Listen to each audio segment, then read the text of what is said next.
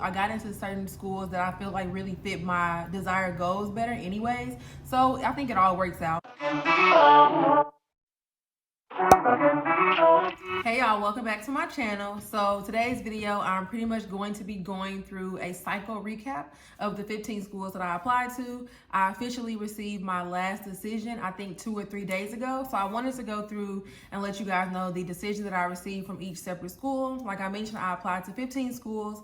I applied on Christmas Eve, actually.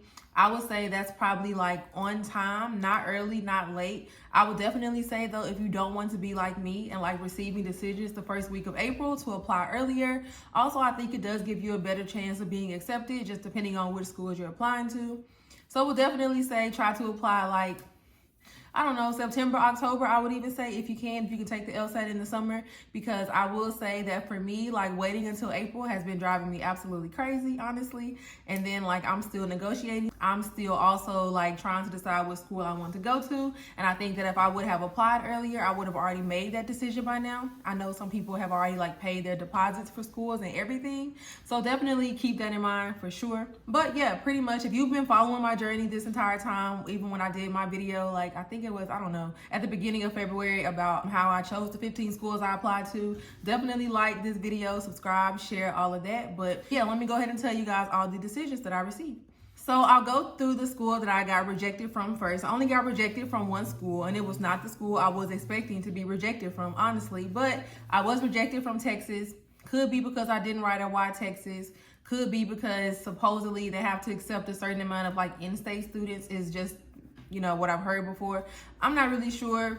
I honestly did want to go to Texas. It was like number 5 on my list, I believe, or something like that, just because Texas has like low cost of living. I think it's like the perfect vibe between like city and country living. I've never even been to Texas, but that's what I envisioned in my mind. So it was at the top of my list, but whatever, everything works out. So not too hurt about it. But that was the only rejection that I received. And then for the schools that I was waitlisted from, I think 4 schools. Yeah, 4. So I was waitlisted from Florida, which was kind of weird to me, but I wasn't really concerned. I didn't really want to go there. It was just like, I don't know why I applied. But so I was waitlisted from Florida. I was waitlisted from Emory, which was kind of like crazy because when I first started studying for the LSAT last year, I just knew I was going to go to Emory. Like I had an entire plan. I'm like 12 minutes from Emory. I didn't have to move out of my apartment. I had like a whole life plan here. And then I got waitlisted. So crazy how God works. But so Emory was one of my waitlist decisions as well. And then I was also waitlisted from UVA, which was not like upsetting to me at all because I was just blessed to even be on the waitlist in my mind. I definitely thought they were going to be my rejection. So I'm not upset about that one. And then I was also waitlisted from Duke. And for Duke, of course, Duke is, you know, ranked very high, same as UVA. I think when I applied to Duke, they were ranked number 10. I think they did go down to 12, I think. But either way, though, I did definitely want to go there as well. And then also with them, I have a friend that actually has a house in North Carolina, like not too far from Duke. So in my mind, I really thought I was going to be able to live with her and save money. That was one reason why Duke was at the top of my list. Same thing for University of North Carolina as well. Just like thinking of living expenses and the overall debt that I would have when I graduated. So Duke did hurt a little bit as well. But those are my 4 wait lists. So Florida, Emory, Duke, and UVA. And then I was accepted into 10 schools, which I think is a pretty good ratio. I applied to 15, got into 10, so I'm happy. And then I also got into some of the schools I did not think I would get into. I got into certain schools that I feel like really fit my desired goals better anyways. So I think it all works out. But pretty much for the 10 schools that I was accepted into, they are Alabama, Vanderbilt, North Carolina, George Washington, William & Mary, University of Georgia, UCLA, USC, Georgetown, and Colorado. I had to read those off. But those are the 10 schools I was accepted into. I will say Alabama did give me a full ride with the stipend. Makes a lot of sense. I am from Alabama. I did have like numbers at their medians, something like that. If you don't know, my LSAT was a 164. My undergrad GPA was a 3.29. And then my MBA GPA was a 3.4. I have been out of school for 5 years now. I have worked at a law firm before while I was in undergrad. I do work now. I've had like 4 or 5 years of work experience outside of college as well, even though I did work the entire time in college. My personal statement was like on a very personal matter about like losses in life and just my childhood.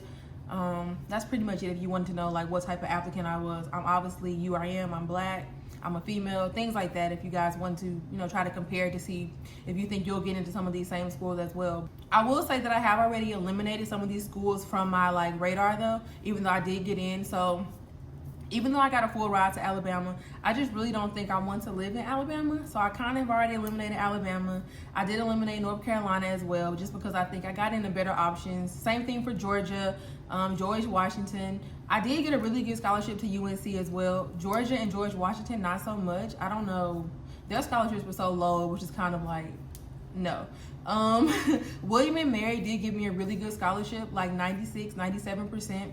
I just really don't want to live in that area, so they're kind of off my radar right now. And then Colorado also didn't give me that good of a scholarship. And then also I just think I don't really want to be somewhere that cold. I'm kind of even surprised I applied there. So that's kind of eliminating Colorado for me. So to narrow it down now, the schools that I'm really deciding between, which I think this has been the same since like 7 videos ago, is pretty much Vanderbilt, USC, UCLA, and Georgetown. So I am like negotiating scholarships with all 4 of those schools, still trying to like talk to different people from all of those schools. I will say that's something to keep in mind. I know we're not able to like go visit schools right now, but for me, I've just really been trying to reach out to people to see like how they feel about the campus, the city, the organizations there, the professors. I've just been asking a lot of questions. So just keep in mind that, when you're reaching out to these people, you want them to be like transparent. And I feel like if I've talked to anyone that was kind of like not transparent or dry, or somebody that I didn't feel like I would necessarily want to be in a class with, I try to talk to more people to see if their entire student body is like that or if that one person is just an outlier. So I would definitely say try to talk to more than one person for sure.